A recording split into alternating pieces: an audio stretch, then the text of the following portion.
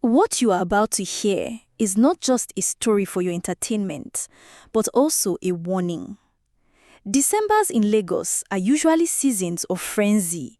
Streets become crowded with shoppers, markets roar with bargaining voices, and churches overflow with Thanksgiving services. But beneath the music and laughter, countless families prepare for the same thing, the annual journey home for Christmas. But not all journeys end in celebration. This is the story of Emeka, a wealthy businessman whose pride blinded him to the warnings of God, and Ngozi, his prayerful wife, whose faith became the shield that saved their family. A tale of pride, envy, witchcraft, and divine mercy, showing that while man prepares for the road, only God secures the traveler. Emeka was a wealthy businessman in Lagos, known for his booming voice, polished shoes, and a large house that stood like a palace in Surulere. He had everything: money, cars, respect, but one thing he lacked was humility before God. Emeka believed more in his wealth than in prayer. At home, his wife Ngozi was his opposite.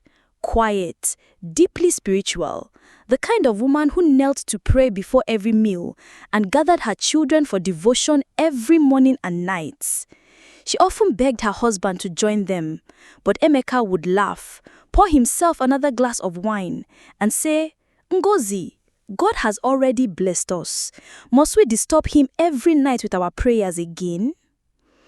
That year, Christmas came with more excitement than ever. Emeka polished his SUV until it shone like glass. He wanted the villagers to see his success. For him, the homecoming was not just about family. It was about showing that Lagos life had lifted him above those who once mocked him. The children couldn't wait to reunite with their cousins. While everyone was full of excitement for the trip, Ngozi's spirit was restless. Her dreams had been troubled. She pleaded with Emeka, "Let us pray and fast before we travel. The road is dangerous." But Emeka laughed. "Ngozi, we travel every December. Nothing will happen. Worry less, enjoy more.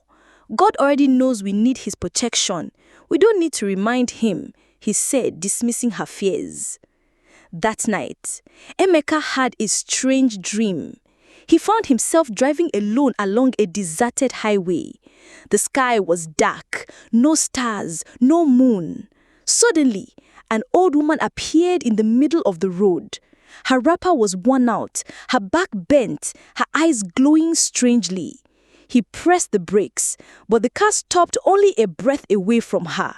Slowly, she leaned toward his window and whispered in a scary tone, "Do not travel this Christmas, my son.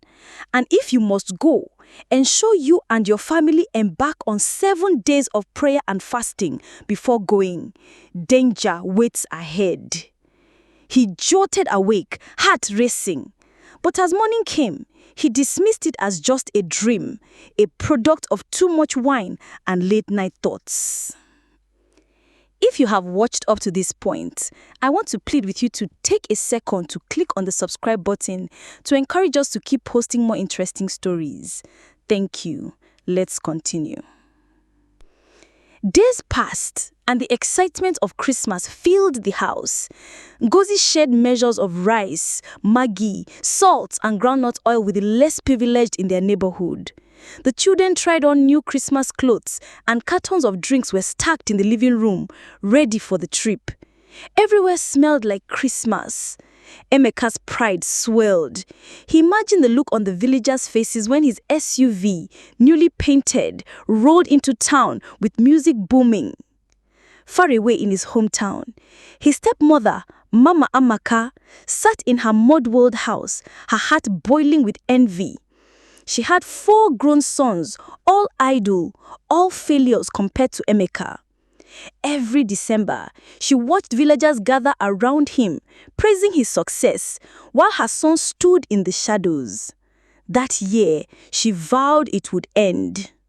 One late evening, She arose, took a piece of Emeka's shirt which she had gotten from his last visit, tied it around her waist, lit a clay lamp, and led her sons deep into the bush, where a native doctor was waiting. She handed the piece of cloth to the Baba, who placed it in a calabash filled with blood, muttered chants and incantations, then asked Mama Amaka and her sons to dance around it 7 times. They sought to plant death along Emeka's path. Their wicked desire was for Emeka to return for Christmas in a coffin. On the eve of the journey, Emeka had another dream, darker, more terrifying. He was again on the road. Only this time, his wife and children were with him. They were singing happily when suddenly the same old woman appeared again. Her voice cut through the air like thunder. Emeka, I warned you. Do not embark on this journey. Listen to the voice of wisdom. Then she faded away. The next thing he saw, his SUV overturned, wheels spinning, his family trapped inside, smoke rising. Emeka screamed and woke up trembling. For the first time, he was shaking. He told his wife about the dream, but before she could speak and because he didn't want her to spiritualize it, he quickly forced a laugh. Ha ha ha, it's just nonsense. Dreams don't kill, he said, bearing his fear under pride. On the morning of departure, Emeka's mansion buzzed with activity. Bags of rice, boxes of clothes and drinks were loaded into the SUV. The children ran about, laughing with excitement. But when he turned the key to start the car, the engine coughed and died. Again and again he tried, but the engine stayed silent. Frustrated, he called a mechanic. After inspecting the vehicle, the man shook his head. Oga, the engine don't knock. This cannot go anywhere this December. Ngozi whispered that perhaps God was warning them not to travel. But Emeka was determined. He would not miss Christmas in the village. He quickly arranged for them to join a commercial bus. At the bus park, passengers squeezed in with bags of rice, gallons of oil, and tubers of yam. The driver, a muscular man in his 40s with bloodshot eyes, chewed gum carelessly as he collected fares. The bus smelled of sweat and kerosene stove smoke. Children cried. Hawkers shouted through the windows. Though it was not the most comfortable way to travel, the children were happy to be having that experience for the first time in their lives. Before departure, Ngozi stood and quietly asked everyone to join her in prayers. Emeka covered his face in shame, embarrassed that his wife would behave like a preacher in a public bus. Some passengers laughed, others ignored her, but a few joined in as she prayed earnestly, committing the road into God's hands. The journey began. Vendors passed roasted corn, plantain and groundnuts through the window. Passengers sang Christmas songs. Some dozed, others argued about politics. The road stretched endlessly. But as he approached a narrow highway, the driver suddenly pressed the brakes and nothing happened. Panic seized him as he shouted that the brakes had failed. While struggling to navigate, a goat appeared right in front of the bus. He swerved violently to avoid the goat, but in doing so, he lost total control. The bus spun, screeching across the asphalt before plunging into a ditch. Chaos erupted. Glass shattered. Luggage flew. Passengers screamed as the bus rolled, metal crunching against earth. When it finally stopped, there was silence. Then cries of agony. Some were bleeding, some trapped, some lifeless. When rescuers arrived, Ngozi and her children were found huddled together, completely unhurt, shielded as if an invisible hand had covered them. Emeka, however, was unconscious, his body broken. He was rushed to the hospital where doctors fought to keep him alive. For days, he lay between life and death, while Ngozi remained at his bedside, praying without ceasing. One quiet evening, as she prayed, the door opened. Standing there was the same old woman Emeka had seen in his dreams. She walked slowly to his bed, her voice soft but firm. "Did I not warn you? Your pride brought you here, but your wise prayers are fighting for your life." Then her voice grew softer. "Know this, Your stepmother is behind your misfortune.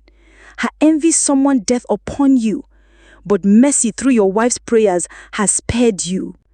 Then just as mysteriously as she had come, she vanished. When Emeka finally woke, tears rolled down his face.